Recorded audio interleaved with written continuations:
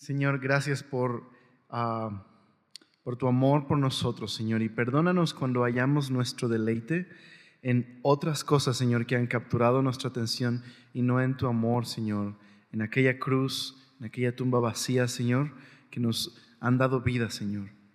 Transfórmanos esta tarde por medio de tu palabra. Háblanos, te lo pedimos en tu nombre. Amén. Hoy vamos a terminar el libro de Nehemías y el capítulo 13 nos deja con sentimientos encontrados. Es un libro bello que nos ha enseñado acerca de la restauración, pero al final Nehemías termina en el mismo lugar donde el pueblo estaba antes de la restauración, sin respetar al templo, sin respetar la ley, sin respetar al Señor. Y este libro, por lo tanto, con este final así, nos hace preguntarnos si estas reformas fueron suficientes, si este pueblo necesitaba algo mucho más que solo reformas religiosas. Cuando terminemos este capítulo, veremos esto. Pero recordar un par de cosas antes de entrar en Nehemías 13. Por favor, abre ahí conmigo Nehemías 13.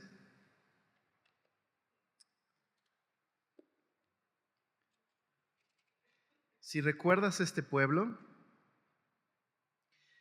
terminó en el exilio porque habían fallado en su misión de representar a Dios en el mundo. Habían entrado en una espiral de corrupción, decadencia, inmoralidad y pecado. Y Dios en su amor disciplinó a su pueblo para que este pueblo pudiera ser transformado, pudiera ser restaurado. Y en el capítulo 1 de Esdras, nada más te pido que lo abras sin cerrar Nehemías. En Esdras capítulo 1 comienza este libro, que Esdras y Nehemías son una sola unidad literaria, y dice el verso 1: en el primer año de Ciro, rey de Persia, para que se cumpliese la palabra de Jehová por boca de Jeremías. Esto es una forma de decir a los lectores: esto que va a narrar este libro, todo esto es un cumplimiento a lo que la profecía de Jeremías ha dicho. Así que lo natural sería, ok, ¿qué dijo Jeremías? Y tendríamos que leer el libro de Jeremías, pero no tenemos la oportunidad de hacerlo. Pero todo lo que sucede en Esdras y Nehemías es lo que Jeremías había prometido. Entonces déjenme simplemente enfatizar algunas cosas que Jeremías dijo. Jeremías vivió como profeta antes del exilio y después del exilio. Y él vivió en toda esta temporada de corrupción e inmoralidad de parte del pueblo de Israel. Jeremías, en una ocasión, una de sus grandes profecías, se paró en el templo y denunció la corrupción del pueblo, que ellos iban al templo de Dios, adoraban a Dios en el templo, pero fuera del templo estaban adorando a otros dioses y estaban practicando toda clase de actos inmorales y corruptos. Y Jeremías anunció que había llegado el fin del templo, que Dios enviaría a una nación del norte que traería destrucción y juicio sobre Judá. Y esa nación era Babilonia. Así que Babilonia iría y traería destrucción a Jerusalén y destruiría el templo. Y eso sucedió. Pero también Jeremías, en esa misma profecía, más adelante, él anunció la caída de Babilonia. Él anunció que aunque Dios iba a usar a Babilonia como un instrumento de su justicia, él no estaba de acuerdo con la injusticia de Babilonia y ella misma caería por su corrupción. Y eso también pasó. De hecho, leímos palabra de Ciro, rey de Persia. Los persas trajeron una derrota a Babilonia y Babilonia dejó de ser un imperio importante y ahora los persas estaban en el lugar de Babilonia. Entonces esas profecías se cumplieron, pero algo más. Jeremías, en el centro de su libro, en el corazón del libro de Jeremías, estaba la siguiente promesa. Dios había prometido que vendría un día en el que Dios establecería un nuevo pacto con Israel. No sería como el pacto anterior, porque Israel no ha podido cumplir ese pacto. Dios mismo vendría para escribir su ley en el corazón del pueblo y les daría perdón y restauración de tal manera que su pueblo tendría una renovación del interior. Estaba Dios prometiéndoles un corazón nuevo que ellos podrían amar y obedecer a Dios. Pero también Jeremías estaba viendo hacia el futuro, a un día en el que el Mesías vendría a reinar en Jerusalén y habría una nueva creación donde el templo de Dios se restauraría y todas las naciones del mundo vendrían y adorarían a Dios en el templo. Ahora, por lo que dice Esdras 1, pareciera ser como llegó el momento. Este es el momento en el que Dios está cumpliendo todas estas promesas y donde el pueblo va a regresar a su tierra y donde se va a reconstruir el templo y las naciones de alrededor vendrán a aprender cómo es Dios y amarán a Dios y adorarán a Dios y el pueblo por fin obedecerá a Dios de todo corazón. Pero leemos el capítulo 13 y nos damos cuenta de algo. No sucedió. Entonces, ¿qué va a pasar con las promesas de Dios? ¿A dónde apunta este libro? Pues veremos eso al final. Pero veamos el capítulo 13. Por lo menos no pasó en la plenitud del cumplimiento de esas promesas. El pueblo sí regresó del exilio, pero hay un sentido en el que el pueblo no regresó del exilio y todavía está por regresar. Entonces dice el versículo número 1 del capítulo 13. Aquel día se leyó en el libro de Moisés, oyéndolo el pueblo fue hallado escrito en él que los amonitas y moabitas no debían entrar jamás en la congregación de Dios, por cuanto no salieron a recibir a los hijos de Israel con pan y agua, sino que dieron dinero a Balaam para que los maldijera, mas nuestro Dios volvió la maldición en bendición. Cuando oyeron pues la ley, separaron de Israel a todos los mezclados con extranjeros. Entonces, en este capítulo, estos primeros versos nos ponen el escenario y después va a ser la base para entender el capítulo. Lo primero que dice es que leen la ley, especialmente leen una porción del libro de Deuteronomio, donde había una instrucción sobre el trato que tendría que tener Israel con los extranjeros. Y específicamente esta ley decía: no permitas nunca que de este pueblo, de los amonitas y moabitas, ellos participen del culto dentro del templo a Dios. No pueden ser parte de la congregación. No lo permitas nunca. Ahora el texto nos dice por qué. Porque a lo mejor decimos, bueno, ¿por qué no puede haber moabitas y amonitas? Y esta es la razón. Aparte de que el origen de los moabitas y amonitas, como dice Génesis, es un tema escabroso y lo puedes checar ahí en Génesis cuando quieras. Hay la siguiente razón: los moabitas y los amonitas odian a Israel y tienen una historia de conflicto en el que este pueblo ha buscado la destrucción de Israel en el pasado.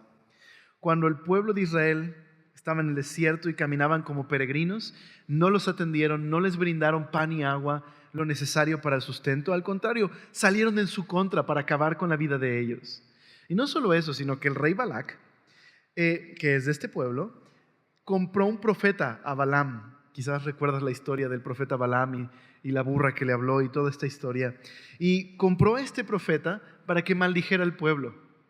Pero en lugar de maldecir al pueblo, Dios cambió la maldición en bendición. Entonces, el punto es este: los moabitas y los amonitas odian a Israel y por lo tanto no pueden participar debido a su hostilidad y a su crueldad hacia el pueblo. Dios mandó: no dejes que entren en la congregación, no dejes que sean parte del culto al Señor, no lo permitas. Y entonces, ¿qué hacen? Pues separan de Israel a todos los mezclados con extranjeros. Ahora, ¿por qué comienza así el capítulo? Pues mira lo que dice el verso 4. Y antes de esto, el sacerdote Eliasib, siendo jefe de la cámara de la casa de nuestro Dios, había emparentado con Tobías y le había hecho una gran cámara en la cual guardaban antes las ofrendas, el incienso, los utensilios, el diezmo del grano, del vino y del aceite, que estaba mandado dar a los levitas y a los cantores y a los porteros, y la ofrenda de los sacerdotes. Básicamente, el hombre más importante religiosamente hablando, el sumo sacerdote, el que dirige a Israel espiritualmente, ahora su compadre es un hombre de los moabitas, es Tobías. Y Tobías es un enemigo de Israel. Tobías es un hombre que se ha opuesto a Nehemías, que ha amenazado al pueblo, se ha burlado de los judíos, ha buscado el mal de los judíos. Pero este sacerdote le ha dado un cuarto y un lugar y un privilegio especial dentro del templo. Es más, ha sacado los instrumentos que son al servicio de Dios del templo y ha creado una cámara para sostener a este hombre. Ahora, ¿por qué Nehemías permitió esto? Bueno, no es que lo permitió, es que Nehemías no estaba en este tiempo en Jerusalén. De hecho, el verso 6 dice, mas a todo esto, yo no estaba en Jerusalén. Porque en el año 32 de Artajerjes, rey de Babilonia, fui al rey y al cabo de algunos días pedí permiso al rey para volver a Jerusalén. Y entonces supe del mal que había hecho Eliasib por consideración a Tobías. O sea, está este enemigo de Israel que no respeta a Dios, que no respeta a Israel, y Eliasib, el sumo sacerdote, le está dando un lugar de mucho honor, lo está considerando especialmente. Y lo que dice Nehemías es, esto está mal, esto está mal.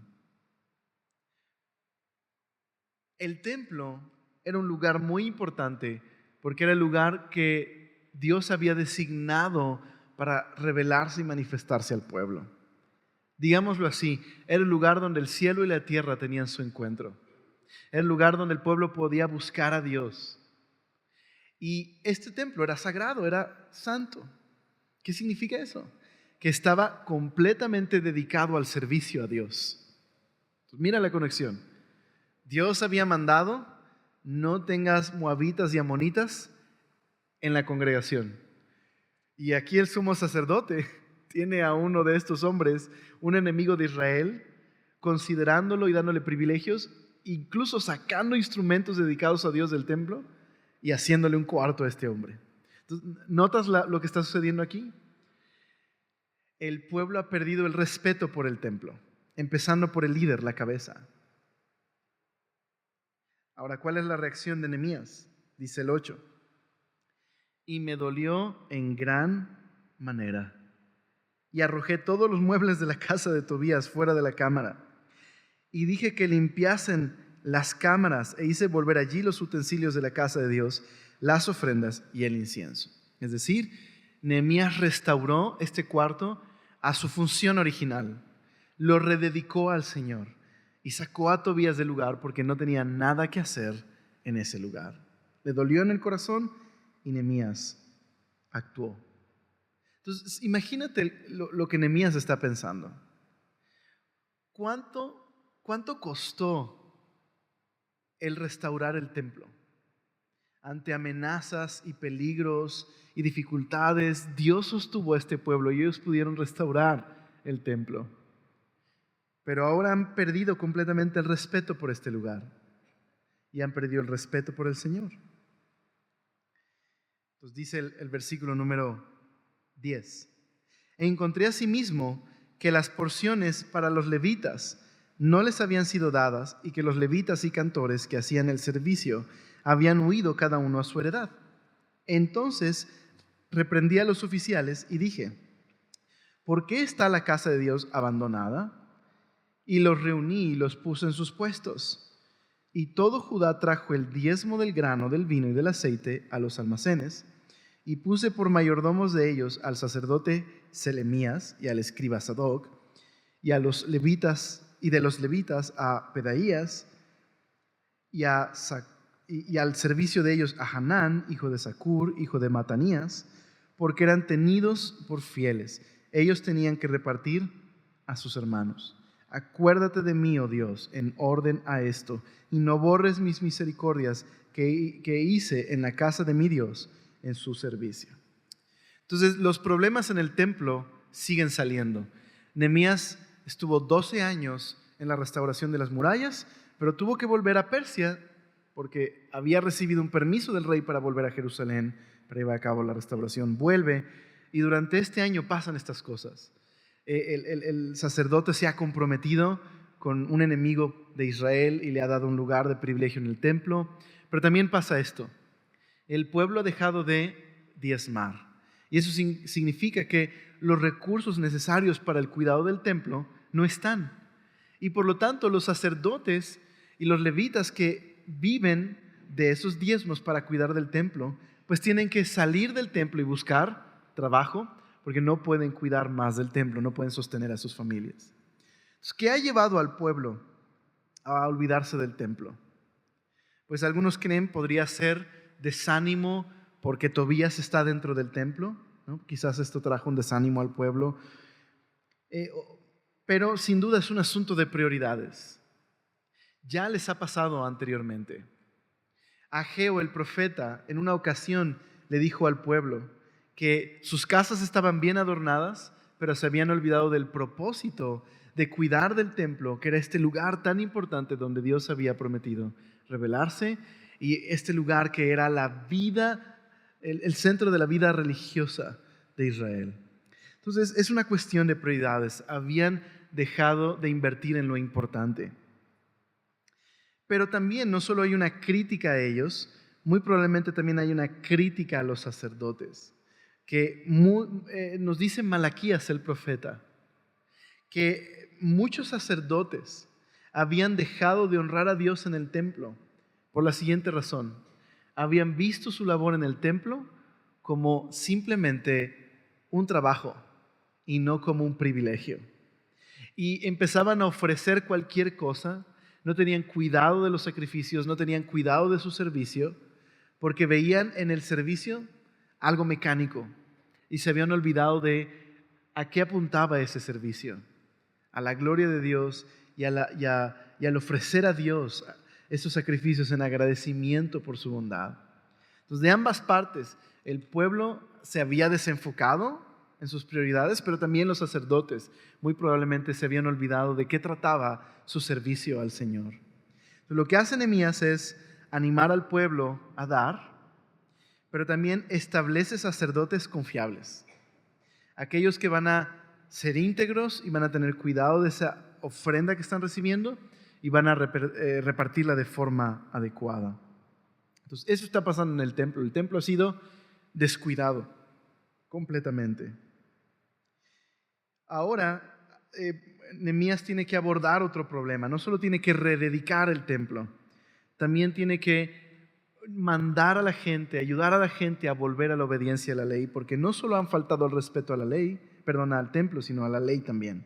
Dice el verso 15: y en aquellos días vi en Judá algunos que pisaban en lagares en el día de reposo, los que están trabajando en hacer vino, están pisando las uvas en el lagar, y acarreaban haces y cargaban asnos con vino y también de uvas, de higos y de toda suerte de cargas, y que traían a Jerusalén en el día de reposo, y los amonesté acerca del día en que vendían las provisiones. Entonces el conflicto está en que están haciendo esto en sábado. También había en la ciudad tirios que traían pescado y toda mercadería y vendían en día de reposo a los hijos de Judá en Jerusalén. Y reprendí a los señores de Judá, los líderes, y les dije: ¿qué mala cosa es esta que vosotros hacéis? Así como lo que hizo Eliasib era algo malo, también esto que está haciendo el pueblo es una mala cosa. Dice: profanando así el día de reposo. Así como Eliasib había profanado el templo, metiendo a Tobías, así el pueblo está profanando la ley al no obedecer el mandato de Dios. Y ahora lo que hace Nehemías es citarles algo de su historia. Dice el verso número 18: ¿no hicieron así vuestros padres? Y trajo nuestro Dios todo este mal sobre nosotros y sobre esta ciudad, y vosotros añadís ira sobre Israel, profanando el día de reposo. Sucedió pues que cuando iba oscureciendo a las puertas de Jerusalén, antes del día de reposo, dije que se cerrasen las puertas y ordené que no las abriesen hasta después del día de reposo. Y puse a la puerta a algunos de mis criados para que en el día de reposo no introdujeran carga. La solución de Nehemías fue reprenderles, hablarles de lo que dice la Biblia respecto a lo que están haciendo, y algo muy práctico: cerrar la puerta para que no pudieran haber esas transacciones comerciales en sábado. Ahora, quizás para nosotros ¿Qué tiene de malo esto? ¿Cuál es el problema? Pero tenemos que entender lo que está sucediendo aquí. ¿Qué es esta desobediencia? Pues lo que les dice Nehemías es, acuérdense del pasado. Acuérdense de cómo nuestros padres vivieron desobedeciendo a Dios, no tomando en cuenta la voluntad de Dios. Y eso lo que trajo fue una disciplina sobre nosotros. Esa es la razón, en primer lugar, de por qué tuvimos que restaurar este lugar. Estaba destruido debido a nuestra desobediencia.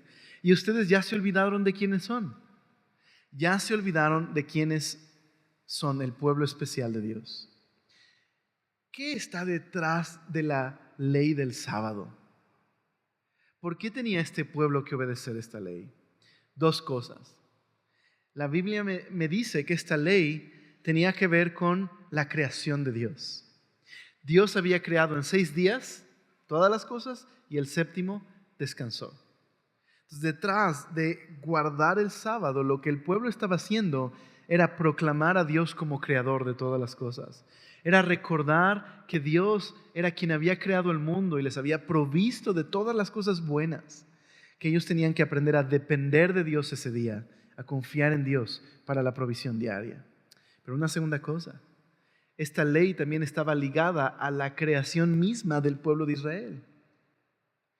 Dios había salvado de la esclavitud y de días de amargura y dolor en Egipto. Y los trajo al pueblo al monte Sinaí para entrar en una relación especial con ellos, para hacer de ellos su especial tesoro y su pueblo especial. Así que les dio su ley para que la ley de Dios transformara la manera en la que ellos veían la vida. Y el sábado estaba ligado a ese día de creación en el que Dios no solo había creado el mundo, sino los había creado a ellos como pueblo especial. El sábado iba a ser algo distintivo de este pueblo. Ellos iban a descansar ese día y cuando las demás naciones preguntaran, ¿qué onda? ¿Por qué no trabajan en sábado? Este pueblo, era la oportunidad perfecta para que el pueblo pudiera hablar del Dios creador y redentor, quien había creado el mundo pero había redimido a este pueblo de la esclavitud. Era la oportunidad para hablar a sus hijos del amor de Dios, para anunciar a otros que Dios deseaba tener también reconciliarse con ellos. Así que el que estuvieran haciendo trabajo en sábado era olvidarse del Señor y olvidarse de la voluntad del Señor para establecer sus prioridades en lugar de las prioridades del Señor en su vida. Era olvidarse de quiénes eran y cuál era su llamado. Y es por eso que es tan escandaloso para Nehemías, porque no están respetando al Señor, ni a su ley, ni su voluntad. Dice el versículo número 20: y se quedaron fuera de Jerusalén 1 o 2 veces los negociantes y los que vendían toda especie de mercancía. Y les amonesté y les dije: ¿por qué os quedáis vosotros delante del muro? Si lo hacéis otra vez, os echaré mano. Desde entonces no vinieron en día de reposo. Tampoco están respetando las murallas. ¿Recuerdas cuánto trabajo les costó construir estas murallas? Y no tienen ni siquiera respeto por eso.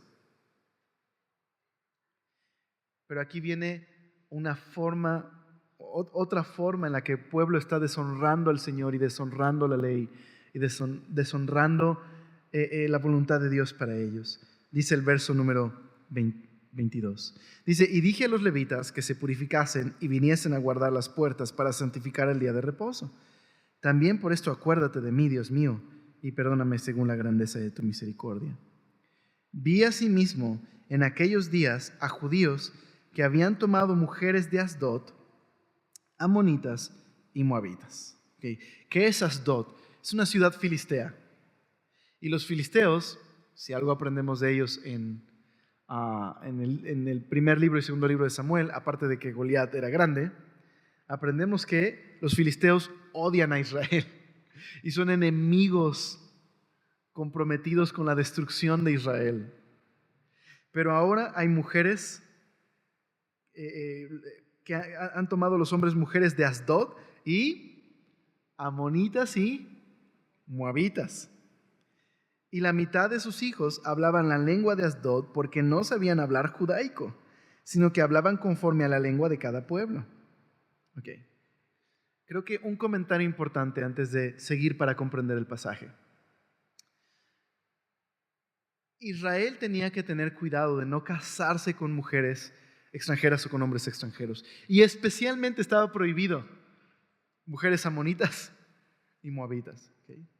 Pero no era una cuestión étnica, sino espiritual. ¿Por qué razón les digo esto? Porque en la historia de Israel hubo mujeres extranjeras que fueron importantes y recibidas dentro del pueblo. Ruth era moabita. Y el rey David viene de la familia de Ruth, e incluso el Señor Jesús viene de la familia de Ruth. Entonces no era un desprecio hacia los extranjeros, había una razón espiritual detrás de esa instrucción. ¿Okay? Eso es importante. Y de hecho la ley misma hablaba de la protección a los extranjeros. Israel tenía que amar a los extranjeros y tenía que recibirles y amarles y hablarles del Dios de Israel. Tenía que cuidar de los extranjeros. Entonces no es una cuestión de xenofobia. ¿Okay? Ahora, solo una nota. En la época de Jesús sí se convirtió en eso, pero eso es otro tema. En la época de Jesús sí había una xenofobia, pero ese es otro tema. No es lo que estamos viendo aquí. Aquí simplemente tenían que separarse por una razón. Ya incluso los niños no hablaban judaico. ¿Y qué es esto? Pues muchos comentaristas lo que dicen es, aunque probablemente la lengua del pueblo en este momento es el arameo, el texto bíblico se lee en hebreo. Y el hecho de que no puedan ya ni siquiera entender o comprender el texto implicaba un peligro a futuro para este pueblo que había sido llamado a ser distinto. Y eso es muy importante, es que dentro del idioma se encuentra la cultura. Así que el hecho de que hablen otra lengua no solo es la cuestión lingüística, sino la cuestión cultural. Significa que estos niños están creciendo teniendo una forma de pensar completamente distinta a la que tenía que tener el pueblo de Israel. Y eso era el peligro. Y nuevamente Nehemías actúa de una manera, incluso actúa más fuerte que las ocasiones anteriores. Dice el verso 25, y reñí con ellos y los maldije y herí a algunos de ellos y les arranqué los cabellos y les hice jurar diciendo, no daréis vuestras hijas a sus hijos y no tomaréis de sus hijos para vuestros hijos, ni para vosotros mismos. Entonces, ¿podrías imaginarte la escena? Reñí con ellos, ¿no? Entonces, ¿qué les pasa a ustedes? No, ¿por qué me gritas, Nehemías? No, ¿qué te pasa a ti? Jalando la barba y arrastrándoles. ¿Puedes imaginarte la escena? Y mira lo que les dice en el 26. Una vez más les dice, como en la cuestión del sábado, ¿ya se olvidaron de quién es Dios y ya se olvidaron de quiénes son ustedes? ¿No pecó por esto Salomón, rey de Israel? Bien, que en muchas naciones no hubo rey como él, que era amado de su Dios, y Dios le había puesto por rey sobre todo Israel. Entonces, este es el ejemplo. Ok, lección de historia, muchachos.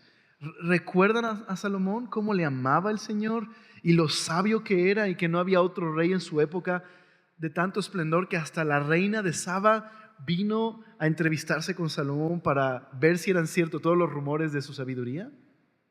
Ok, pues tan sabio y aún así al no amar al Señor de todo corazón y al no temer al Señor se casó con muchas mujeres, lo cual la ley decía no lo debe hacer un rey. Y fue esa situación la que cautivó el corazón de Salomón y con toda su sabiduría terminó adorando a otros dioses. Y es que cuando Salomón hizo esto, introdujo la idolatría y la apostasía a Israel. Y a partir de ese momento es un desastre Israel. Se dividen en dos reinos, el reino del norte y el reino del sur, y comienza una espiral de decadencia y apostasía y desastre. De hecho, terminaron en el exilio por eso. Como no se acuerdan de eso, ya se les olvidó todo lo que hemos pasado por causa del pecado. Y ustedes están haciendo esto. Y mira lo que dice el 27. Y obedeceremos a vosotros para cometer todo este mal tan grande de prevaricar contra nuestro Dios tomando mujeres extranjeras. Y uno de los hijos de Joiada, hijo del sumo sacerdote Eliasib, era yerno de Sanbalat Horonita. Por lo tanto, lo ahuyenté de mí. Ok, entonces Eliasib no solamente había emparentado con Tobías, sino que un nieto suyo era yerno de Sanbalat. Y Sanbalat era el otro gran enemigo de Nehemías y del pueblo de Israel junto con Tobías. Ellos se habían burlado, habían humillado, habían buscado la destrucción del propósito de Dios y del pueblo de Israel. Pero ahora, esto es lo más extremo. Como un yerno suyo era, un nieto de Eliasib era yerno de Sanbalat, había la posibilidad de que de la familia de Sanbalat surgiera un sumo sacerdote. Recuerda, estos hombres no aman a Dios, no les interesa el Dios de Israel, no les interesa Israel y buscan su destrucción. Pero ahora hay la oportunidad que uno de ellos sea sumo sacerdote.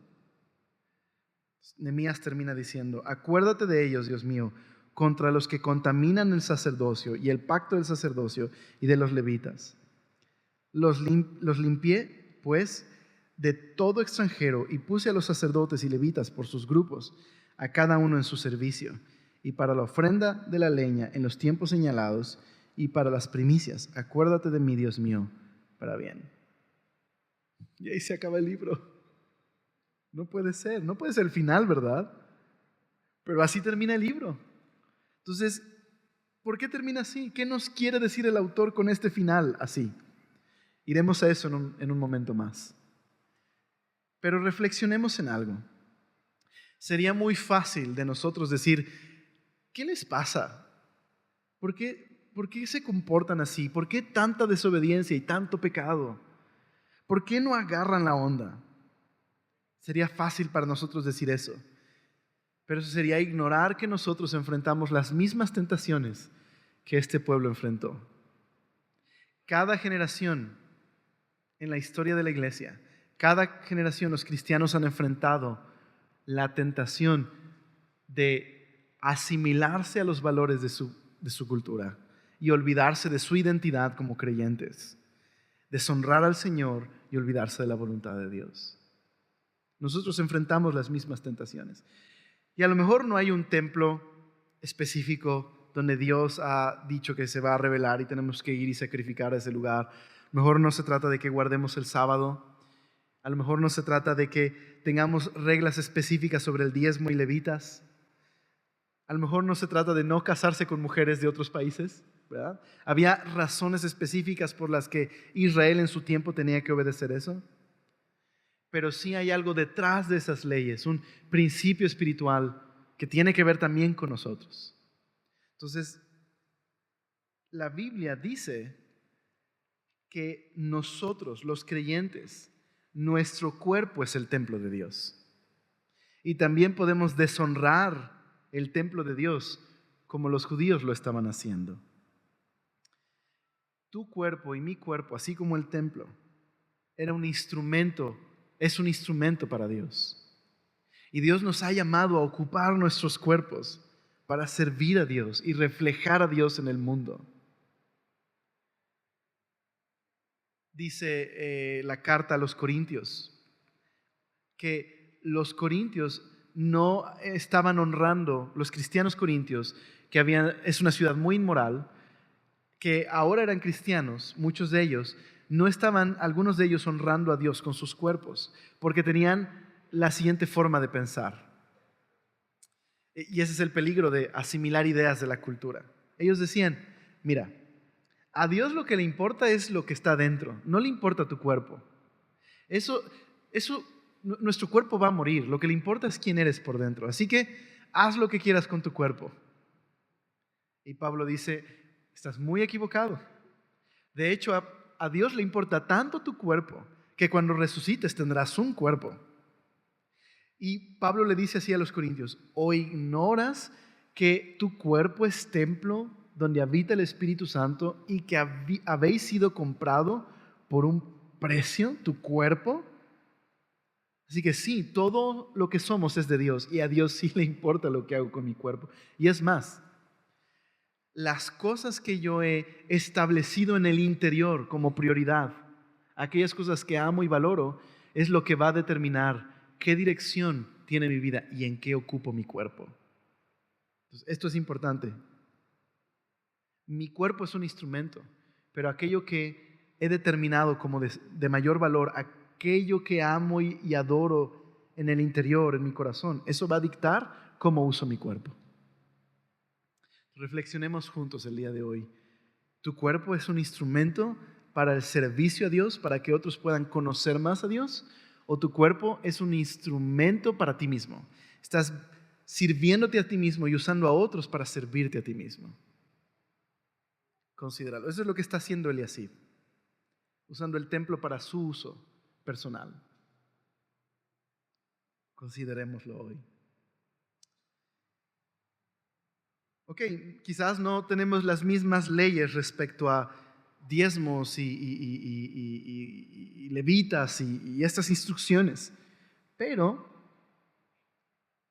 sí nos enseña una cosa. Jesús dijo, ahí donde está nuestro tesoro, está nuestro corazón. El uso que le damos al dinero y el lugar que le damos al dinero en nuestras vidas habla de la clase de personas que somos. De qué lugar tiene el dinero en nuestra vida también nos muestra qué lugar tiene Dios en nuestra vida. Entonces, ¿cómo es que vemos la vida? Este es mi trabajo, este es mi dinero, lo voy a ocupar para lo que yo quiero, es mío. O el trabajo es una bendición, Dios ha sido bueno y me ha provisto de fuerza para trabajar y no soy más que mayordomo de las buenas cosas que Dios me da. Y voy a buscar ser sabio con estos recursos, de manera que al usarlos sabiamente, otras personas puedan ver a Dios en mi vida. Voy a ocupar mis recursos para amar a Dios y amar a la gente. Nuevamente, reflexionemos en esto. Reflexionemos en el lugar que le damos al dinero en nuestras vidas. Jesús dijo, no puedes servir a dos señores. O amarás a Dios o amarás al dinero. De hecho, en el texto en Mateo, que les estoy citando, Jesús describe al dinero con otra palabra, haciendo referencia a un ídolo de la antigüedad. Está personificando el amor al dinero como algo que raya en lo satánico. Es como si Jesús dijera, es tan perversa la codicia, que es básicamente este mal personal que está involucrado en la codicia. Entonces examinemos hoy nuestro corazón y nuestras prioridades.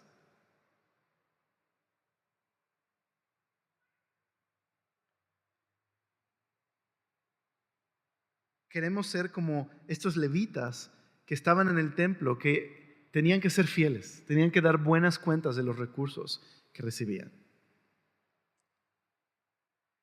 Pero ¿qué hay del sábado? Quizás no estamos obligados a guardar el sábado.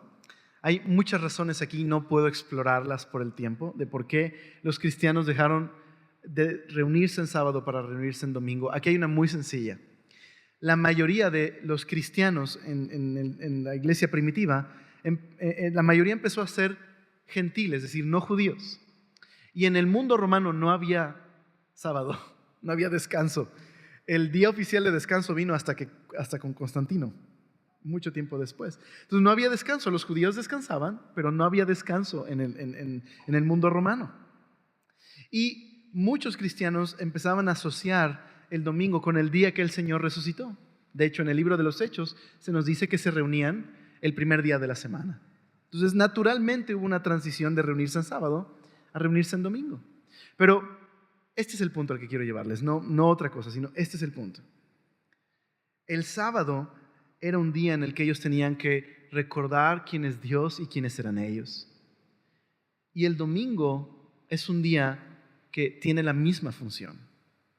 El domingo es un día que anunciamos al mundo que creemos que hay un creador y un Padre celestial y que la iglesia existe porque el domingo Jesús resucitó y venció a la muerte. Es un día en que podemos anunciarle a nuestra familia que apartamos el domingo, dejamos a un lado otras cosas que no son importantes, pero este día es tan importante porque queremos depender de Dios, queremos hablarles a otros del amor de Dios, queremos anunciarles a otros del perdón y la misericordia y la bondad que están disponibles para ellos por medio de la muerte y resurrección del Señor. Corremos el peligro de pensar que el sábado es una cuestión de sentirnos satisfechos religiosamente. Cumplo si voy. Y olvidar el propósito de por qué nos reunimos como creyentes.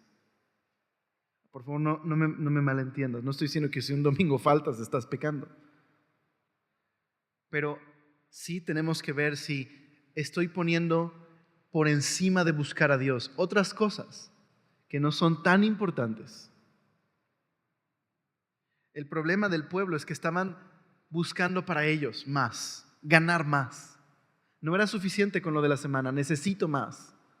Y se estaban olvidando de depender de Dios y de confiar en Dios.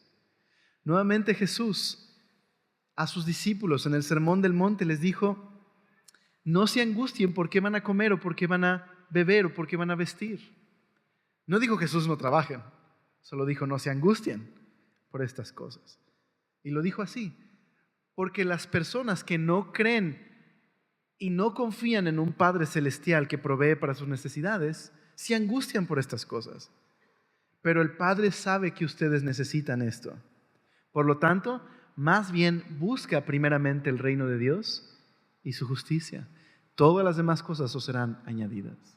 Entonces, no está diciendo Jesús, busca a Dios y vas a forzar a Dios a que te supla tus necesidades. No, lo que Jesús está diciendo es, esta es la forma en la que tienes que interpretar la realidad, no en términos de comida, vestido o bebida. Tienes que interpretar la realidad en términos de un Padre celestial que te ama y cuida de ti. Tienes que hacer todo lo que haces en la vida, tu trabajo, al dirigir tu familia, en la escuela, en donde estés. Tienes que vivir dependiendo de un Padre celestial que cuida de ti y te ama. Y en el momento en el que permito que la angustia o que mis prioridades se alteren, comienzo a ver a las personas de otra manera. Comienzo a ver a las personas como medios para servirme a mí mismo. Comienzo a interpretar la vida en términos de lo que puedo obtener. Dios quiere librarnos de eso. Considera el día de hoy. Si estás apartando un tiempo para buscar a Dios. Y no solo necesitamos buscar a Dios a solas, necesitamos buscar a Dios como iglesia. Considéralo. Por último, quizás no estamos llamados a no casarnos con mujeres u hombres de otros países, en algo específico para Israel. Pero hay un principio detrás de eso.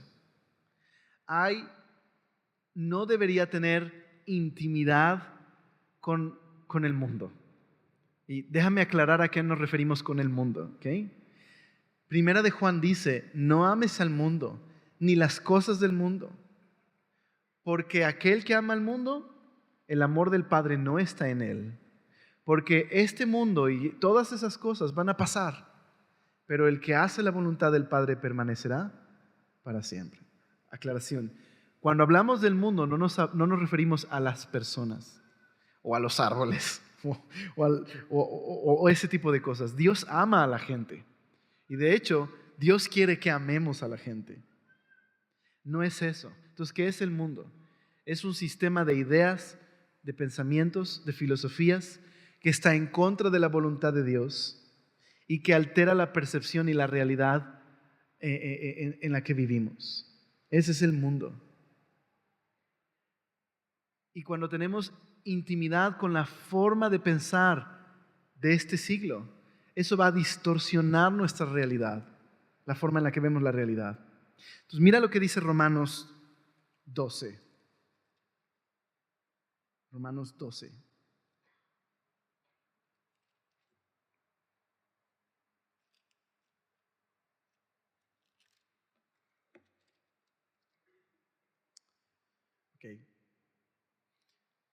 Cuando Dios llevó al pueblo de Israel al monte Sinaí y les invitó a hacer su especial tesoro y a recibir su ley para que la ley moldeara la forma en la que ellos verían la vida y pudieran reflejar la justicia de Dios, y que cuando los demás pueblos vieran al pueblo de Israel pudieran decir: wow, ¿qué Dios tan sabio tienen?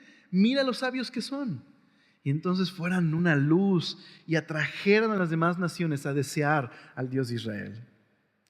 El problema fue que cuando entraron a la tierra de Canaán, pasó todo lo contrario. Ellos anhelaron los dioses de esas naciones y hubo una tal corrupción que Israel terminó sacrificando niños a los dioses, cometiendo toda clase de inmoralidad y corrupción, esclavizando a sus hermanos. Fue al revés, ¿verdad? Pero este es el punto. Cuando Dios les llamó a ser su pueblo, no les dijo: sepárense para que puedan ser mi pueblo. Lo que Dios les dijo es: porque les he rescatado de la esclavitud y les he llamado a ser mi pueblo, sepárense, sean distintos. Mira lo que entonces dice Romanos 12:1. Así que, hermanos, os ruego por las misericordias de Dios que presentéis vuestros cuerpos en sacrificio vivo, santo, agradable a Dios, que es vuestro culto racional. No es: sepárate para que puedas experimentar mi misericordia, sino: porque te he rescatado de la muerte y del pecado, porque has experimentado mi misericordia. Entonces, lo más lógico que puedes hacer es vivir una vida dedicada a mí. Y entonces dice el verso 2: no os conforméis a este siglo, sino transformaos por medio de la renovación de vuestro entendimiento, para que comprobéis cuál sea la voluntad de Dios, agradable y perfecta. Este texto me enseña que hay dos fuerzas que se están ejerciendo todo el tiempo sobre mí. Hay una fuerza que está buscando conformarme a este siglo, a la forma de pensar de este siglo, pero también hay otra fuerza que está buscando que yo sea transformado al cambiar mi manera de pensar. Entonces, todos en este lugar, incluyéndome, o estamos siendo conformados a las ideas del mundo, o estamos siendo transformados para pensar a la manera de Dios. ¿En qué lugar estás? Este era el problema de la idolatría, mi querida familia. Este era el corazón del problema de asimilarse a otras culturas. La forma en la que tenían que ver la vida era a través de la ley de Dios, para que pudieran ver la vida como Dios la ve. Pero la idolatría iba a corroer esa visión de la vida, iba a trastornar la visión de la realidad que ellos tenían, e iban a interpretar la vida de otra forma. Cada época tiene sus ídolos que debemos resistir. Y en Occidente, con su extremo individualismo, estamos todo el tiempo tentados a interpretar la vida en términos de mi felicidad y mi placer. Interpretamos la vida en términos de un ídolo de codicia. ¿Qué puedo obtener de la gente? ¿Qué me brinda esta relación? Y eso corroe la manera en la que deberíamos ver como cristianos la vida. ¿Estamos teniendo intimidad con estas ideas? ¿Estamos dándoles un espacio en nuestra vida que no deberían tener?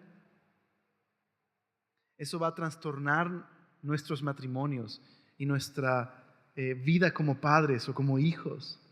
Va a corroer la manera en la que vivimos. Va a erosionar nuestras convicciones como creyentes. Nos va a llevar, como el pueblo, a olvidarnos de quién es Dios y quiénes somos nosotros. Ok, déjame terminar de esta forma. Nehemías termina de una manera que nos quedamos como: oh, ¿qué pasó aquí? ¿Por qué volvieron a hacer exactamente lo mismo? Verás, en nuestras Biblias te darás cuenta que el libro de Segundo de Crónicas está antes que Esdras y Nehemías. Pero históricamente hablando, Crónicas se escribe 200 años después de Esdras y Nehemías. ¿Por qué les digo esto? Porque, ¿cómo comenzó Esdras? con una nota de esperanza. ¡Ey! Todo lo que el profeta Jeremías profetizó se está cumpliendo. Viene el tiempo donde se restaurará el templo y todas las naciones vendrán a adorar a Dios. Y el pueblo de Israel va a adorar verdaderamente a Dios y va a amar a Dios. Y Dios escribirá su ley en su corazón. Va a haber una renovación tal que tendrán un corazón nuevo. ¿Okay? Pero vemos la historia de Nehemías y Esdras y pensamos, sí, está sucediendo, está sucediendo. Oh, no sucedió. Cuando el libro de Crónicas termina, es el último libro del Antiguo Testamento en el canon hebreo. ¿Sabes con qué termina? Como empieza Esdras capítulo 1, con el edicto de Ciro. Pero el cronista corta la mitad del edicto de Ciro y termina así. Literal, termina así el último libro del Antiguo Testamento en el canon hebreo. Si hay alguien que Dios esté con él, que suba. ¿Qué está tratando de decirnos el cronista? Que estas promesas no se cumplieron realmente con Esdras y Nehemías, que todavía hay una manera en la que el pueblo no ha regresado del exilio verdaderamente, que la promesa de Jeremías de tener un corazón nuevo es para el futuro. ¿Okay? Toma nota de eso, toma en cuenta eso. ¿Okay? Entonces, muchos años después, Jesús está parado frente a una multitud y dice: el reino de los cielos se ha acercado. Arrepiéntanse y crean en el Evangelio. Y luego Jesús le dice a la multitud: yo he venido para cumplir la ley y los profetas. ¿Qué está diciendo Jesús? Que esta historia que nos narra el Antiguo Testamento tiene su cumplimiento en Jesús. ¿Sabes por qué el pueblo volvió a pecar? Porque Nehemías nos enseña, no hay reforma suficiente que cambie a una persona. No se trata de tener más reglas o más leyes o más reformas. El problema está tan arraigado en el corazón del hombre que no será suficiente las reformas que haga. Lo que el hombre necesita, eso nos enseña Nehemías, no son más reformas, necesita un nuevo corazón. Necesita esa promesa de Jeremías. Pero aquí está Jesús diciendo que Él vino a cumplir esa promesa. ¿Cómo lo hizo? Jesús fue a la cruz a morir y a enfrentar la verdadera esclavitud que tiene a los hombres encadenados al pecado. Jesús fue a la cruz para morir por nuestros pecados, a morir por nuestras injusticias, y resucitó de los muertos, venciendo a la muerte y al pecado, para ofrecernos esto. En Jesús hay una vida completamente nueva disponible para aquellos que ponen su confianza en Él. Somos personas rotas por dentro. No podemos obedecer a Dios. Regularmente destruimos nuestras relaciones y otros destruyen sus relaciones con nosotros. Somos personas que nuestra sensibilidad moral está tan quebrada que distorsionamos la realidad y todo el tiempo definimos lo que es bueno y lo que es malo a nuestra propia conveniencia. Necesitamos un corazón nuevo. Y eso es lo que vino a ofrecer Jesús. Esa es la promesa cumplida en Cristo. Una vida completamente nueva, que Él puede transformarnos en el interior y hacernos nuevas personas para que verdaderamente podamos amar a Dios y amar a los demás y reflejar a Dios en el mundo. Y eso es lo glorioso del Evangelio, de la buena noticia de Jesús. Jesús no quiere reformar tu vida. Jesús quiere hacer de tu vida una nueva vida en la que puedas experimentar su gracia y su perdón. Así que no sé en dónde te encuentres esta tarde, pero puedo decirte que no podrás acabar con ese ciclo de pecado y de destrucción a menos que permitas que Dios te dé un nuevo corazón. Y no significa con eso que nunca más pecarás, pero significa que ahora Dios mismo cambiará tu corazón de manera que podrás verdaderamente experimentar una vida nueva y una transformación del interior. La razón por la que los matrimonios no rompen este ciclo de violencia y pecado es porque el problema está dentro, no afuera. La razón por la que los padres tienen relaciones rotas con sus hijos y los hijos son rebeldes a los padres no está fuera de ellos, está adentro. La razón por la que las naciones buscan hacerse pedazos y exterminarse no está fuera, está adentro. Es un problema del corazón. Y eso es lo que Jesús vino a tratar y a rescatarnos de nosotros mismos y de nuestro pecado. Por favor, antes de orar, solo te ruego que juntos podamos examinar estas exhortaciones. ¿Estaré descuidando el templo de Dios? ¿Será que mis recursos del día de hoy muestran que se trata de mí y no de la voluntad de Dios? ¿Será que mis prioridades están en desorden y estoy interpretando la vida en términos de comida, vestido y bebida, lo que puedo obtener de los demás? ¿Será que he tenido intimidad con aquellas ideas que sé que son mundanas y que me van a alejar de la voluntad de Dios? Y eso ha afectado a mi familia, mi trabajo. Pero sobre todo, ¿será que hoy necesitas un corazón nuevo? ¿Será que hoy puedes reconocer que estás lejos de Dios y que el pecado ha traído dolor y sufrimiento en tu vida? Ven a Jesús, quiere darte un nuevo corazón. Solo arrepiéntete y confía en Él. ¿Oramos? Señor, gracias por ser tan bueno y gracias por tu palabra y gracias, Señor, porque lo que es imposible para el hombre es posible para ti, Señor. Y tú has venido para tratar con el verdadero asunto que nos tiene esclavos, Señor, el pecado.